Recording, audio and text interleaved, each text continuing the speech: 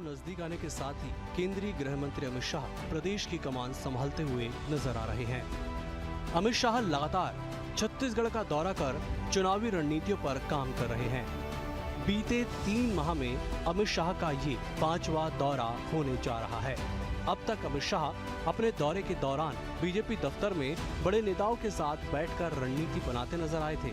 पहली बार बीजेपी दफ्तर के बाहर आयोजित कार्यक्रम में अमित शाह शामिल होंगे। इस दौरान अमित शाह कांग्रेस सरकार के खिलाफ आरोप पत्र जारी करेंगे। कहा जा रहा है कि इस आरोप पत्र में 70 बिंदुओं को शामिल किया गया है, जिसमें भ्रष्टाचार, वादा खिलाफी और विफलताएं शामिल हैं। छत्तीसगढ़ की कांग्रेस सरकार की वादा खिलाफी के जो कीर्तिमान हैं, जो असफलताएं हैं, इन सब विषयों को लेकर के एक बड़ा आरोप पत्र उनके हाथों उद्घाटन किया जाने वाला है। वो हमारे नेताओं के साथ बैठकें भी करेंगे। उनका मार्गदर्शन सतत मिल रहा है, जिससे भारतीय जनता पार्टी छत्तीसगढ़ को बहुत लाभ भी हो रहा है। उनका आना कई मायनों में हम सब के लिए बहुत लाभकारी साबित होने वाला है और एक अभिनंदन कार्यक्रम में भी वो शामिल होंगे। कुल मिलाकर उनका छत्तीसगढ़ का ये जो दौरा है वो छत्तीसगढ़ भाजपा के लिए, प्रदेश की जनता के लिए हितकारी साबित होगा। एक तरफ जहां अमित शाह की सक्रियता छत्तीसगढ़ में बढ़ती जा रही है, तो वहीं जीत के लिए लगातार बीजेपी रणनीतियों के तहत काम कर रही है।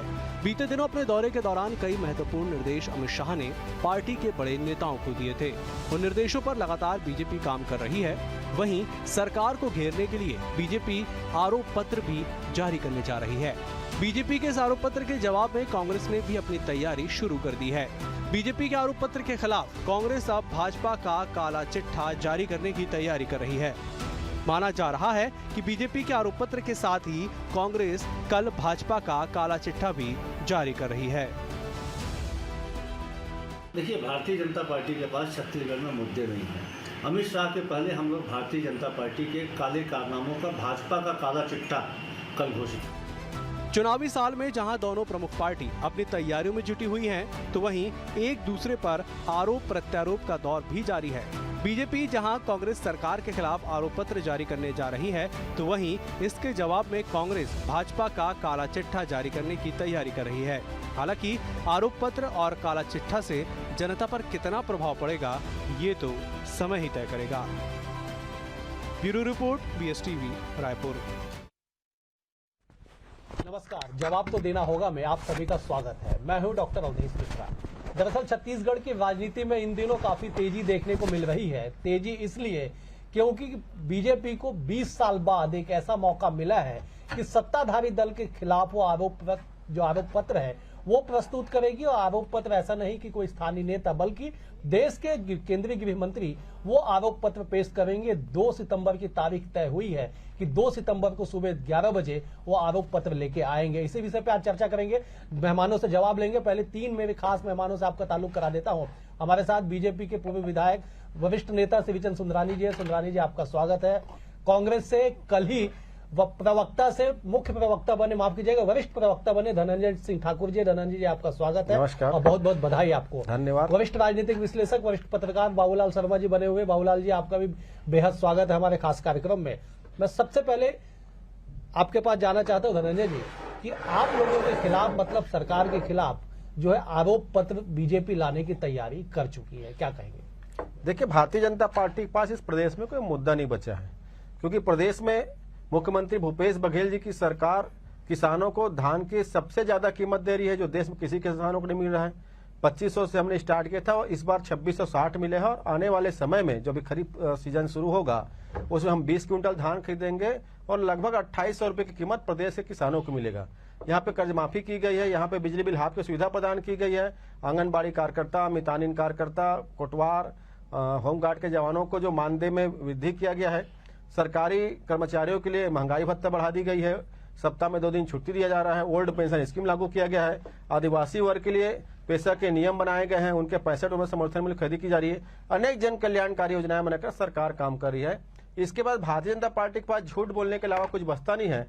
और जब ये आरोप पत्र प्रस्तुत करेंगे अवधेश जी, तो प्रदेश की जनता भाजपा नेताओं को देखकर हंसेगी कि किस प्रकार से जो घोटालों, गड़बड़ियों के जो आरोपी हैं वो एक जन कल्याणकारी सरकार के ऊपर, एक पारदर्शी सरकार के ऊपर, एक छत्तीसगढ़िया के सरकार पर झूठे आरोप लगा रही है। ये प्रदेश की जनता हंसेगी उस पर। ठीक है सुंदरानी जी, आप लोग 20 साल बाद ये मौका आया है जब आप आरोप पत्र लेके आएंगे। 2003 में आप लोगों ने आरोप पत्र लाया था, 45 पन्नों का आरोप पत्र हुआ करता था।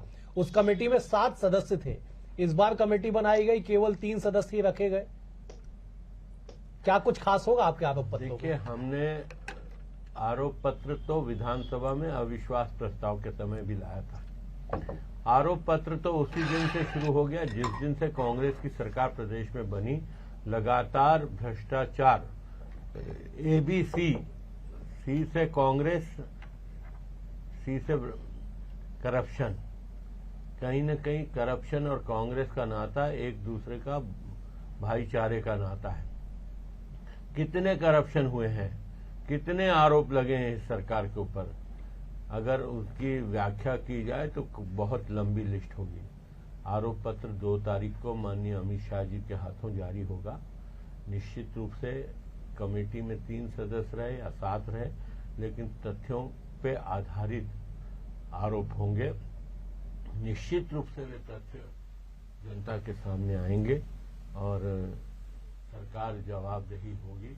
और इस सरकार को उखाड़ फेंकना भारतीय जनता पार्टी का लक्ष्य है। और सारे आरोप जो इनके ऊपर लगे हुए हैं वे जनता के बीच में जाए और इन आरोपों को लेकर हम चुनाव भी लड़ेंगे और चुनाव लड़ेंगे और इस सरकार को उखाड़ भी फेंकेंगे। बिल्कुल। बाबूलाल जी, मैं आपका रुख करता हूं।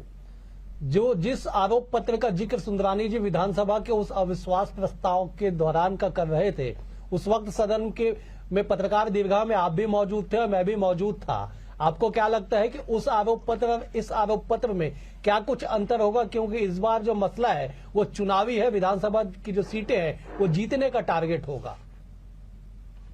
देखिए, आरोप पत्र की दस्तावेज नहीं क्या था, लेकिन आरोप पत्र, ये बात मानना पड़ेगा। 2000 योगी कार्यकाल समाप्त होने के बाद जो है आरोप पत्र गया जो प्रभावी हुआ था और सरकार भारतीय जनता पार्टी की बंद होगी अनेकों साल के बाद। तो उससे प्रेरणा यहीं से उन्होंने ली है और ये सोच नहीं पाता है भ्रष्टाचार से हम भी मायने बना लेंगे जब तक चुनाव आएंगे।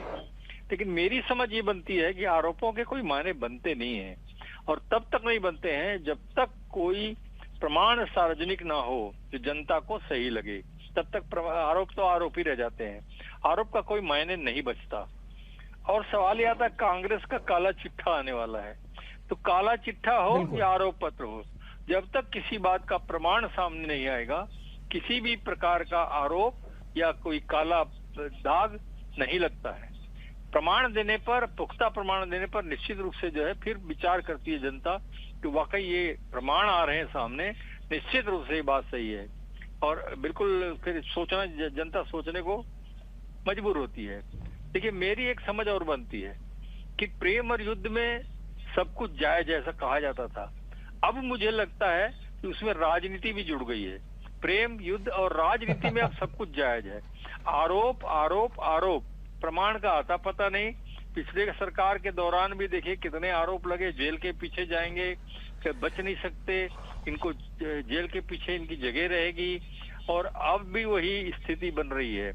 और कर्नाटक का शायद इन्होंने शिक्षा ली है भारतीय जनता पार्टी ने। उनको लगता है कि कर्नाटक में भ्रष्टाचार के आरोप पर कांग्रेस को सरकार मिल गई, तो हमें भी यहाँ भ्रष्टाचार के आरोप से अगर हम बदनाम कर दें इस सरकार को, हमको भी यहाँ सरकार मिल जाएगी।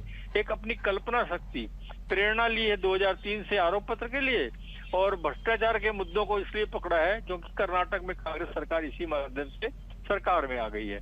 तो लगता है भारतीय जनता पार्टी बिल्कुल बिल्कुल मैं एक बार धनंजय बिल्कुल मैं धनंजय जी के पास जाना चाहता हूँ। धनंजय जी, आप लोग काला चिट्ठा लेके आने वाले हैं। पहला सवाल ये है कि 15 सालों के सरकार पे 2018 में ब्रेक लगा, आप लोग पूर्ण बहुमत के साथ सदन तक पहुंचे, तो 2003 से लेके 15 तक का जिक्र जो 18 में आपने किया था उसका परिणाम तो आ गया।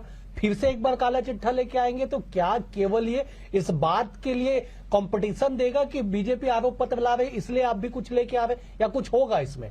नहीं, ये कोई कंपटीशन नहीं है, ये काला चिट्ठा वही दस्तावेज है, वही बातों का आरोप है जो हमने लगातार रमन सिंह की सरकार के खिलाफ जो आंदोलन के माध्यम से जनता के बीच में रखने का काम किया था। और आप अभी देखेंगे मुख्यमंत्री माननीय श्री भूपेश बघेल जी ने पत्र लिखा श्री नरेंद्र मोदी जी से, जो देश के प्रधानमंत्री हैं, ये मांग की है कि रमन सरकार के दौरान जो 36,000 करोड़ रुपए का नान घोटाला हुआ था, जिसमें बड़ी मनी लॉन्ड्रिंग की संभावनाएं हैं, इसकी ईडी से जांच कराई जाए। रमन सरकार के दौरान ही जो चिटफंड कंपनियों ने भारतीय जनता पार्टी के नेताओं के साथ साठगांठ करके जो 6,000 करोड़ रुपए जनता का लूट कर जो मनी लॉन्ड्रिंग किए हैं, इसकी जांच ईडी से करवाई जाए। रमन सरकार के दौरान ही रमन सिंह के जो गृह जिला है, जो रमन मेडिकल स्टोर के पता पर जो पनामा में खाता खुला है, पता नहीं उसमें कितना काला धन इस राज्य से ट्रांसफर हुआ है, कोई अभिषेक सिंह का नाम है, इसकी जांच ईडी से करवाई जाए। और एक काला चिट्ठा इसलिए दिया जा रहा है क्योंकि झलकी जमीन का घोटाला जो ब्रिजमोहन अग्रवाल के परिजनों पर लगते हैं आरोप, उसकी भी पीओ में शिकायत है। यहाँ पे देखेंगे जो दंतेवाड़ा में जो पूर्व कलेक्टर होगा, जो भाजपा नेता है, जिसके खिलाफ आदिवासी वर्ग ने राजभवन में आकर जमीन में हेराफेरी का जो शिकायत दर्ज करवाए हैं, वो भी राजभवन में लंबित पड़ा हुआ है। ये भी उस मामले के तहत आता है। चाहे स्काई वॉक का घोटाला हो, चाहे अमर अग्रवाल और रमन सिंह के सरकार के समय 4400 करोड़ का शराब घोटाला हो, चाहे 1700 करोड़ से अधिक की राशि का गौशाला अनुदान के नाम से घोटाला में गड़बड़ियां हुई है, अनेक घोटाले हैं। भाई अगर कल अमित शाह जी आरोप पत्र लगाते हैं तो गृह मंत्री होने के नाते उनको इस प्रदेश की जनता को जवाब देना होगा। एक झूठ का पुलिंदा परोसने के बजाय जो तथ्यात्मक आरोप इस प्रदेश के मुखिया ने लगाया है, जिसकी जांच की बात हो रही है, बिल्कुल आप पूरी तैयारियों के साथ, क्योंकि केंद्रीय गृह मंत्री आ रहे, इसलिए आप अपनी बातों को रखेंगे। सुंदरानी जी, 8-10 ऐसे मामले हैं जो धनंजय जी ने बता दिए कि इन मामलों को लेके हम काला चिट्ठा लेके आएंगे। आप लोग के पास कुछ चिन्हांकित मुद्दे होंगे आरोप पत्र के लिए, क्योंकि आरोप तो वही होगा जो आम जनमानस में आप लोग सवाल उठाते होंगे। डॉक्टर साहब, जहां तक धनंजय जी जो आरोप लगा रहे हैं, एक भी आरोप तथ्यात्मक है? 4.25 साल से कांग्रेस की सरकार है, 6 एसआईटियों का गठन किया, चाहे वो डॉक्टर रमन सिंह जी के खिलाफ हो, चाहे ब्रिजमोहन जी के खिलाफ हो। एक भी आरोप इन्होंने सिद्ध किया क्या? कहीं एक भी आरोप पर ये कहीं स्टैंड कर पाए क्या? ये सब सिर्फ गुमराह करने की बातें, अपने भ्रष्टाचार को छुपाने के प्रयास हैं। जहां तक शराब घोटाले की बात करें, कोयला घोटाले की बात करें, रेत घोटाले की बात करें, चावल घोटाले की बात करें, लंबी सूची है इनके खिलाफ भ्रष्टाचार की। ये तो पूरी तरह से भ्रष्टाचार के कालिक में पहुंच चुके हैं अपनी सरकार को। कहीं न कहीं ये बचने का प्रयास करके कुछ भी रमन सिंह जी पे आरोप लगा दें, ब्रिजमोहन जी पे आरोप लगा दें। इनके पास अगर तथ्यात्मक आरोप होते तो क्यों नहीं इन्होंने कार्रवाई की, क्यों नहीं इन्होंने एसआईटियां तो गठित की? बिल्कुल वाजिब सवाल है।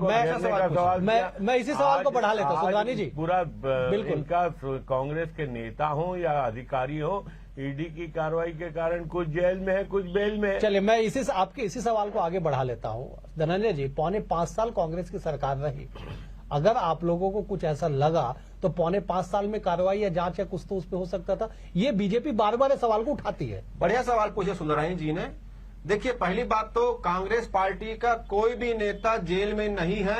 ईडी जो कार्रवाई कर रही है, वो कार्रवाई सिर्फ राजनीतिक प्रेरित है। पहली बात आपको बताता हूं। दूसरी बात, इन्होंने एसआईटी की बात कही है। मैं तो इनसे पूछना चाहता हूं ना, जब 36,000 करोड़ का नान घोटाला की जांच के लिए एसआईटी का गठन किया गया, तो नेता प्रतिपक्ष धर्मलाल कौशिक न्यायालय जाते हैं और न्यायालय से स्टे क्यों ले आते हैं कि चावल घोटाले की जांच नहीं होनी चाहिए?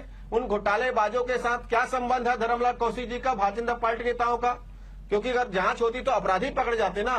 जब झीरम घाटी कांड में जब न्यायिक जांच आयोग का कार्यकाल बढ़ाया जाता है, एसआईटी का गठन किया जाता है, तब फिर धर्मलाल कौशिक जी न्यायालय जाते हैं और न्यायिक जांच आयोग की जांच को रुकवाने की बात करते हैं। एसआईटी के गठन को रोका जाता है क्योंकि केंद्र की सरकार एनआईए जांच की रिपोर्ट नहीं देती है। तो भारतीय जनता पार्टी के नेताओं का उन षड्यंत्रकारियों से क्या संबंध है? हमने एसआईटी गठन किया, लेकिन न्यायालय के खिलाफ कोई नहीं जा सकता है। दूसरी बात, देख सेकंड, झलकी के जमीन का मामला पीएमओ में अभी लंबित है। श्री नरेंद्र मोदी जी क्यों जांच नहीं करवाते हैं? मुख्यमंत्री भूपेश बघेल जी ने नान घोटाला, चिटफंड घोटाला, पनामा पेपर्स घोटाले की जांच की मांग प्रधानमंत्री से किए हैं। एक राज्य का मुखिया एक प्रधानमंत्री से मांग कर रहा है कि इसकी जांच होनी चाहिए।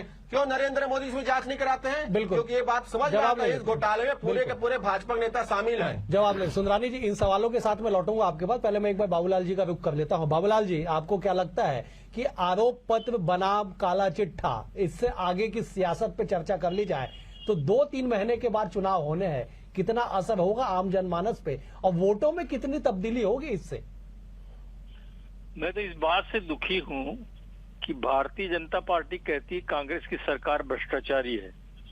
जब भारतीय जनता पार्टी की सरकार थी तो कांग्रेस के लोग कहते थे कि भाजपा की सरकार भ्रष्टाचारी है, 15 साल से भ्रष्टाचार किया, आज तक कह रही है 15 साल भ्रष्टाचार किया। तो इसमें ये सोचिए अवधेश जी कि सामान्य जन क्या सोचेगा इस बात को कि भाजपा कहती है कि कांग्रेस भ्रष्टाचारी है, कांग्रेस कहती है भाजपा भ्रष्टाचारी। क्या हम जो सरकारें बनाते हैं वोट दे करके वो भ्रष्टाचार करने के लिए ही बनाते हैं क्या? ये सोचना उनके अंदर में आता है। तो ये तो अच्छी बात नहीं है। आरोप प्रत्यारोप प्रमाण के साथ लगाइए तो आनंद आता है, उसमें फिर जनता भी सोचती है कि हाँ बिल्कुल सही है। ये सिर्फ ऐसे मौखिक आरोप और प्रत्यारोप का कोई अर्थ मैं नहीं समझता कि कोई समझेगा। तीसरी चीज इसमें एक सच्चाई होती है, अगर आरोप सच्चा है और प्रमाण नहीं है, कुछ ऐसे भी आरोप होते हैं, तो जनता उसको समझेगी, जनता उसका मीमांसा करेगी कि उस आरोप में सच्चाई है या नहीं है। मान लीजिए ये कहते हैं कि गौठान में घोटाला हुआ है, तो गौठान से जो संबंधित लोग हैं वो समझेंगे ना कि घोटाला हुआ कि नहीं हुआ। बिल्कुल। तो वो प्रताड़ित जो लोग हुए होंगे उससे वो लोगों पे असर पड़ेगा, अन्यथा खाली बात कर रहे हैं तो कुछ होगा नहीं। बिल्कुल, मतलब कुल मिला के कि खाली हवाई आरोप न लगाए जाए, दस्तावेज तथ्यों के साथ बात रखी जाए। एक बात और कहना चाहता हूँ। बिल्कुल जी। देखिए जब कोई बड़ा नेता बाहर से आता है, दिल्ली से आता है, भारतीय जनता पार्टी का आता है, उसको और भी बहुत सारे जवाब देने चाहिए। सिर्फ भ्रष्टाचार का आरोप लगा देने से नहीं होगा, उनको जवाब देना चाहिए। जनता कहती है कि भ्रष्टाचार तो ठीक है भैया, महंगाई का क्या? भ्रष्टाचार तो ठीक है भैया, देश की बेरोजगारी का क्या? भ्रष्टाचार तो ठीक है भैया, वो उधर से केंद्र से जो पैसा आने वाला था उसका क्या? ये आरोप चलते हैं जनता के बीच में। बिल्कुल जवाब ले लेते। सुंदरानी जी बैठे हुए हैं। सुंदरानी जी, आप विधायक भी रह चुके हैं। बाबूलाल जी जिस बात का जिक्र कर रहे हैं, धनंजय जी ने जो बातें कही, उस बात को आगे बढ़ाते हुए क्या केवल हवाई आरोप होगा या कुछ रहेगा इसके पीछे आधार? डॉक्टर अवधेश जी, मैं निश्चित रूप से दावे के साथ कह सकता हूं, हमारा जो आरोप होगा वो तथ्यात्मक होगा, प्रमाण के साथ होगा, पूरे भ्रष्टाचार के मामले उजागर होंगे और निश्चित रूप से उन मुद्दों पे कार्रवाइयां भी हुई है। सरकार जवाब देने में विफल रही है। अब जिस सरकार के संबंध या सरकार में बैठे हुए लोगों के नजदीकी लोगों के संबंध सट्टे के व्यापार से जुड़ा हो, शराब के व्यापार से जुड़ा हो, कोचियों से जुड़ा हो, आहता अवैध चलाने से जुड़ा हो, तो वो सरकार आज तक मैंने नहीं सुना पूरे देश में कहीं कि किसी भी राज्य सरकार, चाहे वो किसी भी दल की सरकार रही हो, कांग्रेस की रही हो, भाजपा की रही हो, सट्टे के व्यापार से जुड़े हुए लोग रहे और सट्टे के मामले में सरकार के लोगों की जांच होती रहे। ये सबसे बड़ा दुर्भाग्यजनक है। सट्टे को तो सरकार रोकने का प्रयास करती है। अच्छा, और धनंजय जी ने जो आरोप लगाया कि आप लोग एसआईटी के खिलाफ कोर्ट तक चले गए, देखिए जांच होने नहीं दी आप लोगों ने। न्यायपालिका का सहारा लेना कोई गलत नहीं है और जहां गलत होगा, जहां पे प्रताड़ित किया जाएगा, जहां परेशान किया जाएगा, एक ही मकसद रहता है न्यायपालिका के पास जाने का। अच्छा, और उसके लिए दरवाजे सभी के लिए खुले हैं। अगर ये ईडी पे गलत आरोप लगाते हैं तो आप जाएं। चलिए अब जवाब ले लेते। धनंजय जी, न्यायपालिका में जाना मतलब आप न्याय के लिए जा रहे हैं, मतलब ये कि एसआईटी के जैसे राजनीतिक तौर पे प्रताड़ित आप करना चाहते थे जिसके खिलाफ कोर्ट गई है, ये ऐसा कह रहे हैं? न्यायालय निश्चित तौर पर जाना चाहिए और हम भी न्यायालय जाते हैं, पर अगर आपके साथ अन्याय हो तो न्यायालय जाए तो समझ में आता है। झीरम घाटी कांड की अगर जांच होती तो षड्यंत्रकारी की सजा मिलता ना, जो अपराधी होते उसको सजा मिलता। इस झीरम घाटी कांड की जांच को रुकवाने के लिए भारतीय जनता पार्टी न्यायालय क्यों गई? क्या धर्मलाल कौशिक जी के साथ कोई अन्याय हुआ था उस मामले में? पहली बात, अगर नान घोटाले की जांच होती तो जो चावल चोरी के जो आरोपी हो पकड़े जाते, तो भारतीय जनता पार्टी बताए ना भाई उन चावल चोरों के साथ क्या संबंध है? क्या चावल चोरों को पकड़ना क्या अन्याय है? बिल्कुल, जिसके साथ अन्याय होता है न्यायालय जाना चाहिए, पर जिसकी जांच शुरू नहीं हो पाई थी उस जांच को जाके रुकवा देना, ये तो अपराधियों को संरक्षण देना है ना। तो भाई न्याय और न्याय की बात कहां पर हुई है? तीसरी बात मैंने कहा ना, हमारी सरकार में देखेंगे ईडी की कार्रवाई, आप देखिए ईडी आती है, जिसके छापामार कार्रवाई करती है, उससे कहती भले कि भैया क्या करें, मजबूरियां हैं, हमको भी नौकरी करना है, और ईडी का छापामार कार्रवाई चलता है। उधर से भारतीय जनता पार्टी नेता ईडी के प्रवक्ता बन के बताते हैं फलाने जगह इतना पैसा मिला। अभी सट्टा की बात कर रहे हैं सुंदरानी जी, वरिष्ठ नेता है, मुझे बताइए ना, अभी छत्तीसगढ़ में महादेव सट्टा के खिलाफ कार्रवाई चल रहा है, 700 लोगों की गिरफ्तारी हुई है, और यही छत्तीसगढ़ के पुलिस उत्तर प्रदेश में जाकर जब सटोरियों को गिरफ्तार करती है तो योगीनाथ के पुलिस आकर हमारे छत्तीसगढ़ के पुलिस के ऊपर डकैती का आरोप लगाते हैं, एफआईआर दर्ज करते हैं। तो सटोरियों से भाजपा का क्या संबंध है? वो तो अपराधी को पकड़ने गए थे, उनको बचाने की क्या आवश्यकता थी? तीसरी बात, राजनांदगांव में भारतीय जनता युवा मोर्चा का जो नेता जिससे जो सटोरियों के साथ जिस संबंध उजागर हुआ है, तो समझ में आता है ना कि भाजपा का सटोरियों के साथ क्या संबंध है। हमारी सरकार तो कार्रवाई कर रही है। बिल्कुल, चलिए ठीक है, संबंध तो है, वो पुलिस और जो जांच एजेंसियां हैं वो तलाश लेगी। सुंदरानी जी, आज का मूल सवाल ये है कि आप लोग आरोप पत्र लेके आ रहे हैं, क्या आम जनमानस पे उसका असर पड़ेगा? 2003 का जिक्र आप लोग करते हैं कि आरोप पत्र में बेहद ही दम था, इसलिए आप लोग 15 सालों तक सत्ता में कायम रहे। क्या इस बार का आरोप पत्र ऐसा दमदार होगा जिसका आम जनमानस पे असर पड़ेगा? निश्चित रूप से जनमानस पे असर पड़ेगा, भ्रष्टाचार उजागर होगा, इस गरीब लोगों की जो पूंजी का दुरुपयोग हुआ है, छत्तीसगढ़ के बाहर छत्तीसगढ़ का पैसा भेजा गया, छत्तीसगढ़ के विकास का पैसा आज राष्ट्रीय स्तर पे कांग्रेस पार्टी अन्य राज्यों के चुनाव में खर्च करती है। इन सारों से पर्दा उठेगा। भूपेश बघेल जवाब देने की इंतजार करना पड़ेगा 2 तारीख तक। बाबूलाल जी, बहुत छोटा सा कमेंट आपसे चाहूंगा कि आरोप पत्र बनाम काला चिट्ठा, क्या लगता है सियासत में ही इसके मायने घूमेंगे या जनता तक पहुंच भी पाएंगे ये? देखिए, जनता तो अपने ढंग से ही सोचेगी, चाहे कितना ही आरोप पत्र दे दो, चाहे काला चिट्ठा लिख दो, जनता अपने ढंग से सोचेगी। जो उसको महसूस हो रहा होगा, एहसास हो रहा होगा, वही वो मानेगी, दूसरा कुछ नहीं मानेगी। उसको 2500 रुपये मिल रहा होगा तो वो खुश रहेगी, 2800 मिलने की उम्मीद बनेगी तो और खुश हो जाएगी, 2640 अभी दे रहे हैं उसमें खुश है या नहीं है, वो तो खुद अपने निर्णय करेगी। मैं आपको चिरचंद भैया की एक बड़ी सुंदर बात उन्होंने कही, छोटी सी लाइन कही थी, उसमें बताता हूँ, शायद गलती से कह गए वो। उन्होंने कहा ABC, B फॉर कांग्रेस बोला उन्होंने, और C फॉर बोला करप्शन। एक्चुअल में ABC का मतलब ये है, A फॉर आप, B फॉर भाजपा और C for Congress. ABC work कर रही है आज यहाँ। चले ABC वर्क हो रहा है, जनता जनार्दन इस पे मुहर लगाएगी। धनंजय जी, आखिरी कमेंट आपसे चाहूंगा, 10 सेकंड में जवाब। क्या लगता है कि जो आरोप पत्र होगा, उस आरोप पत्र के परे आप लोग की क्या कुछ तैयारी होगी और कितनी बड़ी चुनौती आप मानते हैं, क्योंकि देश के गृह मंत्री इस आरोप पत्र को जारी करेंगे? देखिए, 15 साल के जो कुशासन, भ्रष्टाचार, घोटाले के जो आरोपी है भारतीय जनता पार्टी, उसके आरोप पर प्रदेश की जनता भरोसा नहीं करेगी। और 9 साल से केंद्र में बैठी सरकार के भी भ्रष्टाचार उजागर हो गया है। अभी आयुष्मान योजना में घोटाला हुआ है, 18 करोड़ में बनने वाली सड़क को 250 करोड़ में बनाया जा रहा है। जिस प्रकार से भारतमाला प्रोजेक्ट हो या द्वारका प्रोजेक्ट हो, भ्रष्टाचार हुए हैं। अयोध्या में डेवलपमेंट के नाम से जो भ्रष्टाचार हुआ है, महंगाई चरम सीमा पर है। तो जनता को पता है भूपेश बघेल की सरकार जनता के हित में काम कर रही है और भारतीय जनता पार्टी अडानी जैसे लोगों के हित में काम कर रही है। इनके आरोप पत्र पर जनता भरोसा नहीं करेगी। सवाल पूछेगी, जो रमन सिंह जी को घोटाले हुए थे रमन सरकार में, उसका क्या हुआ, अमित शाह को जवाब देना पड़ेगा। चलिए, जनता जनार्दन है, जनता आपको सवाल पूछने भी चाहिए, चाहे सत्ता पक्ष हो, चाहे विपक्ष हो, या फिर संविधान में जो उल्लेखित जो भी लोग हैं उनसे सवाल पूछना चाहिए। और कुल मिला के ये कि आरोप पत्र 2 तारीख को आएगा और 1 तारीख को काला चिट्ठा जो है वो कांग्रेस लेके आ रही है। अब देखना होगा कि काला चिट्ठा बनाम आरोप पत्र का सियासी रंगत और सियासी असर आने वाले चुनाव में कितना कुछ दिखाई पड़ता है। आज के लिए इस चर्चा में इतना ही। कल एक और मुद्दे के साथ आपसे के सामने हाजिर होंगे, तब तक के लिए नमस्कार।